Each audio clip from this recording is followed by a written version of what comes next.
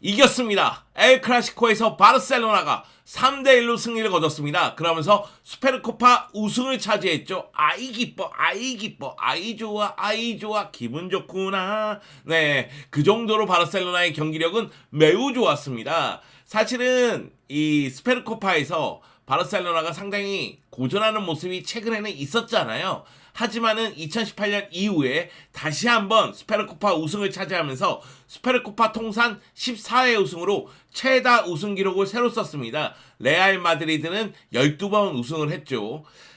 결승에 오르는 과정을 봤을 때 바르셀로나는 베티스하고 2대2 무승부. 물론 더 많은 골을 넣을 수 있었는데 VAR로 취소되는 골도 분명히 있었어요. 그러다 보니까 승부차기까지 가는 접전 끝에 결국은 결승에 진출했고, 레알 마드리드도 마찬가지죠. 발렌시아하고 1대1 무승부 끝에 승부차기를 펼쳤고요. 그러면서 결승에 진출하는데 성공을 했습니다. 결승전에서 엘 클라시코가 펼쳐진다는 그 사실만으로도 가슴이 웅장해진다. 가슴이 매우 뛰었었는데요. 이 경기 많은 팬들이 집중을 했을 겁니다. 근데 말씀드렸다시피 바르셀로나가 너무나 좋은 경기력으로 3대1로 승리를 거뒀습니다. 차비 에르난데스 감독이 2011년 11월에 바르셀로나 지휘봉을 잡은 다음 421일 만에 첫 우승을 기록하게 됐고요. 그리고 세리오 부스케츠가 무려 45번째 엘 클라시코를 펼쳤는데 우승을 차지하면서 웃게 됐습니다. 레반도프스키는 이번 스페르코파 2경기 연속골이고, 카림 벤제마 같은 경우에도 이번 스페르코파 2경기에서 연속골을 넣었습니다. 카림 벤제마 같은 경우에는 부상에서 복귀한 다음 4경기 연속골을 기록하고 있는데 이 4경기에서 5골을 넣었거든요. 다만 득점 기회를 100% 살리지 못하고 있다, 이런 비판은 좀 듣고 있습니다. 하지만 카림 벤제마의 득점력은 인정을 해줘야 되겠죠. 네, 스페르코파 결승전 바르셀로나가 3대1로 승리해서 기분이 좋았는데, 제가 이 경기를 라이브로 보지를 못했습니다. 전반전 같은 경우에는 놓쳤거든요. 올림피아코스 경기를 해설하다 보니까 전반전 경기를 놓쳤는데 2대0인 거야. 너무 놀래서 이거 뭐야? 무슨 일이 벌어진 거야? 그러면서 집에 빨리 와서 후반전부터 보기 시작했고요. 후반전에 페드리 골이 들어가는 순간, 야, 이거 우승이다. 이건 하늘이 우승이라고 결정해 주는 것이다, 이런 생각이 들었습니다. 마지막에 벤제마가 골을 넣긴 했지만은 역시 바르셀로나가 전반전에 너무나 좋은 경기력을 보여줬기 때문에 이 경기는 승리할 만하다, 그리고 우승을 차지할 만하다, 이런 생각이 들었습니다. 자, 그러면 경기 내용을 차근차근 살펴보도록 하겠습니다. 경기 전체를 봤을 때는 전반전은 바르셀로나가, 후반전은 레알 마드리드가 주도를 했습니다. 그런데 바르셀로나 같은 경우에는 전반전에 2대0을 만들어 놓았고, 그 후반전에 빠른 전환을 보여주면서 페드리가 추가골을 넣었기 때문에 3대0을 만들어 놓은 상태였거든요. 그러면서 수비에 집중하는 모습이 나왔고요. 레알 마드리드는 공격적으로 나갔지만은 벤제마의 한 골에 만족할 수밖에 없었죠. 자, 전반전 바르셀로나가 좋았던 이유는 뭘까요? 최근에 차비 감독이 왼쪽 측면에 가짜 윙어를 두는 경우가 있어요. 페드리를 그 위치에 뒀었는데 이 경기는 가비를 그 위치에 뒀습니다. 그리고 페드리를 최전방 쪽으로 좀 올렸죠. 그 이유는 뭐냐면은 상대가 추아메니가 부상이기 때문에 카마빈가가 그 자리에 나왔거든요. 그래서 카마빈가를 거쳐서 공격을 전개할 때 페드리가 압박을 하게끔 만들었습니다. 이것이 효과를 봤다고 판단이 들고요. 전체적인 포메이션은 4-2-3-1로 보면 됩니다. 그런데 미드필더 라인에 가비, 페드리, 프랭키 도용, 부스케츠가 자유롭게 움직이는 모습이 있다 보니까 페드리의 위치에 따라서는 4-3-3으로 볼 수도 있습니다. 일단은 최전방에 레반도프스키, 왼쪽에 가비, 중앙에 페드리, 그리고 오른쪽에 덴벨레가 나왔고요. 그리고 미드필더 라인에 프랭키 도용과 부스케츠가 나왔는데, 공격을 전개할 때는 도용이 위로 올라가고 부스케츠가 뒤쪽에서 커버하는 모습이 있었습니다. 그리고 백포 라인에는 발데, 텐센, 쿤데, 아라우가 나왔습니다. 왼쪽에 발데, 오른쪽에 아라우오. 발빠른 수비수들을 측면에 둠으로 인해서 레알 마드리드 공격수하고 스피드 경쟁에서 밀리지 않게끔 만들었습니다. 최후방은 테오 슈테겐이 책임을 졌죠. 이 경기는 가비의 경기예요. 가비가 전반전에 정말 날카로운 움직임을 많이 보여줬고요. 특히 왼쪽 라인에서 안쪽으로 들어가는 움직임도 좋았고, 왼쪽 라인에서 중앙으로 들어오는 움직임도 좋았습니다. 가비가 중앙으로 들어올 때는 발데가 위로 올라가는 모습이 있었고요. 그러다 보니까 발데도 공격 쪽에서 기여도가 상당히 좋은 모습을 보여줬거든요. 가비, 페드리, 더용, 부스케츠가 유기적으로 움직이다 보니까 중원 싸움에서 서서히 주도권을 잡았고 볼을 점유하면서 공격을 전개하는 장면이 많이 나왔습니다. 전반 13분에 가비가 침투하면서 레반도프스키에게 연결하고 레반도프스키의 슈팅이 크루트와 맞고 골대 맞고 나오면서 득점 기회를 놓치는 장면이 있었습니다. 물론 그 다음에 발데가 슈팅하면서 하늘 저 멀리 날리는 모습이 있긴 있었죠. 이 결정적인 득점 기회를 놓쳤다 이런 생각이 들었었는데요. 하지만은 전반전에 가비와 레반도프스키의 호흡이 정말로 빛났어요. 가비가 결국은 선제골을 넣게 됩니다. 레반도프스키의 패스를 받아서 33분에 선제골을 넣고요. 그리고 45분에는 가비의 패스를 받아서 레반도프스키가 원터치로 마무리 짓습니다. 그러면서 결국은 전반전을 2대0으로 만들었죠. 그러면서 후반전은 주도권을 좀 내주더라도 수비 쪽에 안정감을 신경 쓰는 모습이 나왔고 그러다 보니까 레알 마드리드가 공격 전개하는데 상당히 좀 어려움을 겪었습니다. 결국은 바르셀로나 입장에서는 페드리가 다시 한번 골을 넣으면서 3대0을 만들었고요. 이후로는 선수 교체도 수비 쪽을 신경 쓰는 선수 교체를 하면서 끈끈한 수비력을 보여주는데 성공을 합니다. 결국은 벤제마에게 실점을 하긴 했지만 바르셀로나는 3대1로 승리를 거두게 되죠. 저는 이 중원에서 4명의 미드필더를 효과적으로 이용한 것, 이것이 승리를 거둔 원동력이 됐다고 생각을 해요. 이 가운데 레반도프스키의 컨디션이 나쁘지 않았다는 것, 덴벨레가 결정적인 기회를 놓치면서 아쉬움을 남기긴 했지만 덴벨레도 1대1 돌파에서는 그렇게 나쁘다고 보기엔 어려웠다. 여기에 아라우오 해줬고요. 바이데도 공격 가담을 상당히 잘해줬습니다. 그러다 보니까 이 경기는 바르셀로나가 기대 이상의 경기력으로 승리를 거두는 모습이 나왔습니다. 이렇게 하라고, 지금처럼 하라고. 차비 감독 잘했어. 내가 너에게 원하는 건 이런 모습이야. 알고 있죠? 차비 감독 잘했어요. 네, 참 잘했어요. 그런 생각이 들었습니다. 자, 레알 마드리드는 이 경기 어떻게 나왔을까요? 레알 마드리드는 레알 마드리드답게 나왔습니다. 다만 추아메니, 데이비드 알라바, 루카스 바스케스가 부상으로 못 나오는 상태였어요. 특히 추아메니의 빈자리는 매우 컸습니다. 사실 비니시우스, 벤제마, 발베르데 이렇게 공격 라인을 구성하는 거는 익숙하죠. 근데 미드필더 라인에 크로스, 카마빈가, 모드리치를 배치했단 말이에요. 아마도 추아메니의 빈자리를 카마빈가로 메우되 카마빈가의 수비력에 문제가 생길 수도 있으니 크로스를 옆에 붙여두자 이런 생각 같았는데 카마빈가가 기대만큼 활약을 하지 못했죠. 여기에 수비 라인에도 문제가 있습니다. 맨디 같은 경우에는 이전 비아레알전에서 엄청난 실수를 범하기도 했었잖아요. 그리고 이 경기에서의 문제는 카르바알이에요. 카르바알이 수비에서 계속해서 가비를 놓치면서 결국 실점하는 장면이 나왔다는 거죠. 그런 측면에서 봤을 때는 레알 마드리드는 수비에서 아쉬움이 큰 경기였다. 이렇게 얘기할 수가 있겠습니다. 추아메니의 빈자리 그리고 카르바알의 부진, 그러다 보니까 결국 실점을 할 수밖에 없는 상황이 반복이 된 거죠. 사실 안첼로티 감독도 카르바알 쪽에 있는 오른쪽 측면, 거기가 문제가 발생할 수 있다는 사실을 알고 있었던 것 같아요. 경기 초반에는 발베르데가 밑으로 내려와서 백포 형태가 아니라 백파이브 형태처럼 변했거든요. 그 얘기는 발베르데가 오른쪽 측면 커버를 많이 했다는 얘기입니다. 문제는 뭐냐면은 오른쪽 측면 커버를 발베르데가 하고 있는 가운데 카르바알이 뚫리니까 발베르데가 아예 중앙 쪽으로 들어가는 장면도 있었거든요. 사실 발베르데는 홍길동이야. 동해 번쩍 서해 번쩍 한단다. 이 친구는 동해에서도 잘하고 서해에서도 잘해. 물론 북에서도 잘하고 남에서도 잘하겠지. 동서남북 가리지 않고 뜁니다. 미친 거죠. 정말 발베르데는 눈에 쏙쏙 들어오더라고요. 여하튼 수비 라인에서 발베르데가 도움을 주고자 노력을 했지만 결국은 카르바알이 뚫리면서 실점하는 장면이 나왔다는 거죠. 여기다가 레알 마드리드는 빠른 전환을 통해서 공격을 전개하려고 하는데 바르셀로나의 압박을 뚫는데 어려움을 겪었단 말이에요. 그리고 비니시우스의 개인 돌파는 여전히 위력적이지만은 이것이 다른 공격수들에게 연결됐을 때 결정력으로 연결되지 않았습니다. 물론 전반 18분에 맨디의 크로스를 벤제마가 헤더로서 슈팅한 것이 벗어나는 장면, 아쉬운 장면도 분명히 있었습니다만 전반전에 레알 마드리드는 결정력을 보여주지 못했습니다. 사실 레알 마드리드가 지난 시즌 라리가 우승하고 챔피언스리그 우승한 이유는 뭘까요? 일단 수비 쪽에서의 안정감, 크루토아 골키퍼가 미쳤었죠. 그리고 또 한 가지는 전환 속도가 굉장히 빠르다는 점이고 전환이 됐을 때 결정을 짓는다는 점이에요. 근데 이 경기에서는 전환할 때도 약간 덜그덩거렸고 그리고 득점 기회에서 놓치는 장면이 나왔단 말이죠. 그렇기 때문에 레알 마드리드가 고전할 수밖에 없었습니다. 후반 시작과 동시에 카마빈가를 빼요. 그러면서 호드리고를 투입합니다. 결국 호드리고를 측면에 배치하고 발베르데를 미드필드 라인으로 내리게 되는 거죠. 그러면서 중원 싸움을 대등하게 가져가고자 노력을 합니다. 그리고 모드리치가 이 경기에서는 아쉬움이 있다 보니까 세바요스를 투입해서 중원의 기동력을 높이고자 노력을 하고요.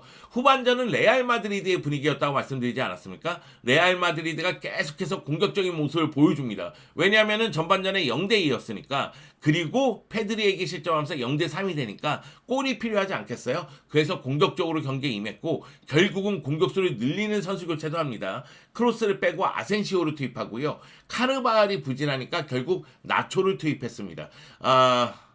사실 카르바알이 좀 아쉬움이 커요. 루카스 바스케스가 부상이기 때문에 카르바알을 선택했다고 볼 수도 있고 뭐 오드리오 솔라도 부진하니까 그렇다 할지라도 오히려 나초를 기용하면서 리디거를 오른쪽으로 돌리고 시작하는 게 어땠을까? 또는 밀리탕을 오른쪽으로 돌리고 시작했으면 어땠을까? 이런 생각이 들 정도로 카르바알은 좀 아쉬움이 매우 컸습니다. 결국은 공격수를 늘리면서 아센시오라든가 벤제마의 슈팅이 이어졌지만은 테오 슈테겐의 선방까지 이어지면서 골 넣는데 어려움을 겪었고요. 결국은 추가 시간에 벤제마가 자신의 슈팅한 것이 튕겨져 나오니까 다시 한번 슈팅하면서 추격골 한 골에 만족하면서 이 경기는 레알 마드리드가 1대3으로 패배했습니다. 자, 그러면은 양팀 감독의 인터뷰를 만나보시죠. 바르셀로나 차비 감독은 만족감을 표했겠죠. 특히 결과가 좋아도 방법이 좋지 못하면 나는 만족하지 못하는데 하지만 오늘은 우리가 계획한 대로 완벽하게 보여줬다. 즉 내용도 좋고 결과도 좋다 이런 이야기를 했습니다. 우리는 4명의 미드필더가 전술을 완벽하게 이해했으며 매우 높은 수비 라인에서의 압박을 통해서 수비를 더 단단하게 만들었다. 전방에서의 압박을 통해서 수비 쪽의 부담을 덜어줬다는 얘기겠죠. 우리는 아주 좋은 세대를 보유했고 타이틀에 대한 갈망을 보여줬다. 우리는 거의 2년 동안 아무것도 얻지 못했다. 결국은 코파델레이 우승 이후에 아무것도 우승하지 못했었고 그리고 또 한 가지는 메시가 떠난 다음에는 우승과 연을 맺지 못했었습니다. 그런데 이번 승리로 우리는 자신감을 얻었다. 하지만 여기서 멈추지 말고 계속 일해야 된다. 목요일에 코파델레이 경기, 세우타전이 있고 일요일에는 라리가 경기가 있죠. 헤타페전이 있다. 우리에 대한 시선이 좋지 못했던 것을 알지만 내부에서 보기에 계속 발전하고 있었다. 밖은 항상 시끌벅적하지만 내부는 매우 고요했다. 우리는 팀을 재건하는 중이다. 이런 얘기를 했습니다. 한동안 바르셀로나하고 차비 감독이 비판을 들었잖아요. 그 부분에 대한 이야기 같아요. 반면에 레알 마드리드 안첼로티 감독은 뭐라고 했을까요? 안첼로티 감독은 지금은 복잡하고 어려운 순간이다. 시즌 중에 흔히 일어나는 일이다. 그게 전부다. 팀이 최고가 아니라는 것이 알려졌고 이번 경기는 우리에게 몇 가지 결점을 보여줬다. 지금은 복잡하고 어려운 순간이다. 시즌 중에 일어나는 일이다. 그게 전부다. 그렇게 얘기하는 이유는 전력적으로 어떤 큰 누수라든가 큰 문제가 있다기보다는 결국은 부상 선수에 의해서 생긴 공백, 그것에 의해서 어려움을 겪고 있고 결국 지금 이 순간은 패배했다는 거죠. 팀이 최고가 아니라는 것이 알려졌고 이번 경기는 몇 가지 결점을 노출했다. 우리는 매우 상처를 받았다. 레알 마드리드는 보통 결승에서 승리한다. 하지만 시즌이 길고 우리는 끝까지 뛸 것이다. 레알 마드리드 같은 경우에는 보통 결승전에 강하다. 그런데 이번 결승전에서 패배한 것이 매우 아프다. 하지만 시즌은 길기 때문에 우리는 제 힘을 발휘할 것이다. 이런 이야기를 한 거죠. 우리는 곧 고개를 들고 무엇을 할 것인지 생각할 것이다. 우리가 할 일은 경쟁력 있고 강인한 모습으로 돌아오는 것이다. 막막하지만 다음 경기를 준비해야 된다. 그러면서 기자가 굴욕적인 패배 아니냐 이렇게 물어본 것 같아요. 그래서 그런 말을 하는 것은 무례하다. 스포츠에서 우리가 승리하기도 그들이 승리하기도 한다. 이런 이야기를 했습니다. 그리고 저도 이게 굴욕적인 패배라고 생각하지는 않습니다. 사실 올 시즌 전반기에 레알 마드리드가 바르셀로나 상대로 3대1로 승리를 거뒀죠. 결국 폼이 좋을 때, 팀의 흐름이 좋을 때 만나느냐, 그렇지 않느냐의 문제 같아요. 그런데 레알 마드리드 같은 경우에는 비아레알전에서 패배했죠. 여기다 초아멘이 부상이었죠. 그러다 보니까 전력적으로 좀 흔들리는 가운데 바르셀로나를 만난 셈이고, 바르셀로나 같은 경우에는 차비 감독이 최근에 4명의 미드필더를 이용하는 법을 깨달았잖아요. 그리고 보여주고 있잖아요. 그래서 바르셀로나 폼이 올라오고 있지 않았나, 그 가운데 맞대결을 펼치다 보니까 레알 마드리드가 패배한 것이 아닌가, 그런 생각이 듭니다. 물론 바르셀로나의 경기력은 레알 마드리드 팬들이 보기에도 굉장히 좀 뭐라고 할까요? 예전 느낌이 났다? 그러지 않을까? 그런 생각이 좀 드네요. 자, 그러면은 이 경기에서 주목할 선수 3명을 뽑도록 하겠습니다. 갑이죠? 갑입니다. 네. 제가 오늘 뭐 올림피아코스 경기 해설하고 엘클라시코 경기 보고 한 3시간 잤나요? 그리고 나서 이 방송 대본 짜고 머리 자르고 이스타TV 가서 가비에 대한 영상 편지도 쓰고 정말 피곤한 하루예요. 하물며 평식이랑 산책도 했어. 나 진짜 피곤해. 나 쌍꺼풀 졌지. 나 완전 피곤한데 기분이 좋아 그냥. 이거는 엘클라시코에서 승리해서 스페르코파 우승해서 이것도 있지만 가비가 터져줬다. 가비가 너무 잘해줬다. 사실 이 경기에서 가비가 89분 뛰는 동안 한 골 한 개의 도움을 했습니다. 페드리에게 도움을 준 거는 리디거 맞고 굴절됐기 때문에 도움으로 기록이 안 됐어요. 근데 사실상 한 골 2개의 도움 아닙니까? 네, 페드리의 골도 거의 뭐 가비의 도움이라고 해도 과언은 아니니까. 그리고 가비가 올 시즌 첫 골을 넣은 거예요. 올 시즌 공식 23경기 3개의 도움을 하고 있었거든요. 그런데 이 경기에서 첫 골을 넣었습니다. 스페르코파 결승전에서 엘클라시코에서 첫 골을 넣은 거예요. 그러면서 가비가 자신의 존재감을 뿜뿜했죠. 이 외에도 기록상 보면 정말 뛰어난 활약을 펼쳤다는 사실을 알 수 있어요. 패스 성공률이 88%, 기회 창출 3회, 크로스 성공률 100%, 지상볼 경합 성공률이 78%, 공중볼 경합 성공률이 100%, 태클 성공률이 33%, 가로채기 1회, 어마어마합니다. 네. 그리고 이런 경기에서 골을 넣잖아요. 아직 18살인 가비는 더 발전할 수 있어요. 전 그게 기대가 되는 거예요. 가비 같은 경우에는 경기 끝난 다음에 우리는 경기를 지배했다. 감독님이 경기를 아주 잘 계획하셨고 모든 것이 매우 명확했다. 승리해서 기쁘다. 개인적으로 아직 개선해야 할 부분이 많고 보기에도 좋지만 계속 발전해야 된다. 나 자신을 어떻게 정의할 수 있을까? 항상 팀을 위해 모든 것을 바치는 선수, 헌신하는 선수, 이렇게 이야기를 했습니다. 이뿐만이 아닙니다. 차비 감독은 당연히 가비를 칭찬했겠죠. 가비는 18살이지만 매우 훌륭하다. 나는 그를 칭찬하는데 지치지 않는다. 끊임없이 칭찬할 수밖에 없다는 얘기죠. 그리고 멈춰서는 안 된다. 이게 뭐냐면 가비가 멈춰서는 안 된다. 가비, 이 선수에게는 지붕이 없다. 한계가 없다. 그런 이야기입니다. 가비가 계속 발전한다는 얘기겠죠. 그리고 레반도프스키 같은 경우에도 경기 전에 가비에게 가까이 있으라고 말했다. 우리가 함께 좋은 일을 할 수 있을 것이라는 것을 알고 있었다. 이 두 선수의 호흡이 전반전에 정말 좋았잖아요. 근데 레반도프스키가 좀 가까이서 플레이해, 그런 이야기를 했다고 해요. 근데 그것이 좋은 결과로 이어졌다는 이야기입니다. 자, 그러면 레반도프스키 얘기도 해야 되겠죠. 레반도프스키도 이 경기에서 한 골 한 개의 도움을 기록했습니다.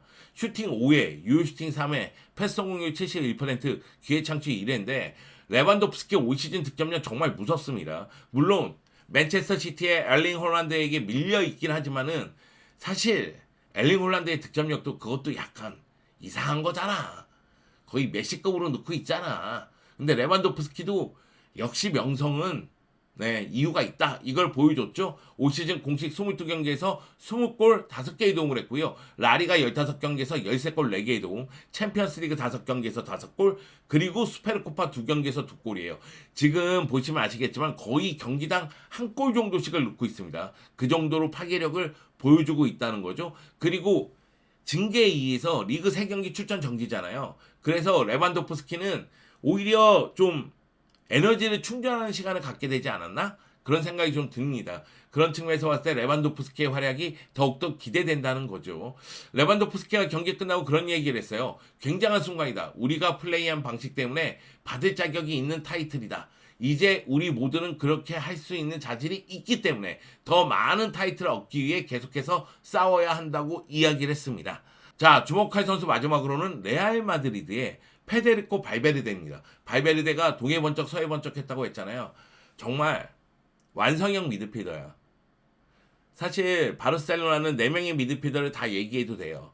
가비, 페드리, 도용, 부스케츠. 그런데 레알 마드리드는 미드필더 중에서 얘기할 선수는 발베르데밖에 없는 것 같아요. 그러니까 바르셀로나는 다 잘했기 때문에 중원에서 힘을 발휘했고 레알 마드리드는 발베르데만 눈에 들어왔다고 얘기하고 싶거든요.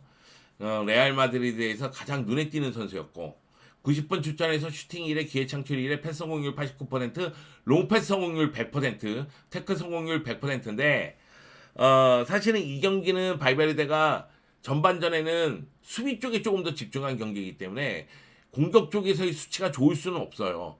그런데 후반전에 뭐 오른쪽 측면, 뭐 미드필드 라인 오 가는 데마다 확실히 무게감을 보여줬다. 그런 생각이 들었습니다. 발베르데의 인터뷰를 보면은 오늘 팀은 좋지 않았고 그것을 보여줬다. 결승전에는 처음부터 100%를 보여줘야 되는데 그러지 못했다. 80에서 90%를 보여주기에 나갔지만 그것으로는 충분하지 않았다. 이거는 뭐 초아멘이라든가 아니면은 알라바의 부상 때문에 전력 누수가 있는데 결국 그 점이 발목을 잡았다는 이야기도 될 수가 있고 전체적인 경기력이 만족할 만한 수준은 아니었다고 얘기하는 것일 수도 있습니다. 여하튼 바르셀로나가 차비 감독 밑에서 처음으로 우승 트로피를 들어 올렸어요. 스페르코파 우승을 차지했는데 저는 이 우승이 바르셀로나에게는 매우 중요하다고 생각을 합니다. 바르셀로나가 세대 교체를 단행하잖아요. 메시 있을 때와 메시 없을 때, 즉 메시 없을 때 어떤 식으로 경기 운영을 해야 되느냐, 메시 없을 때 어떻게 우승을 차지해야 되느냐, 이런 것들이 바르셀로나의 고민 아니겠어요? 그런데 메시 없이도 우승할 수 있다는 걸 보여준 거죠.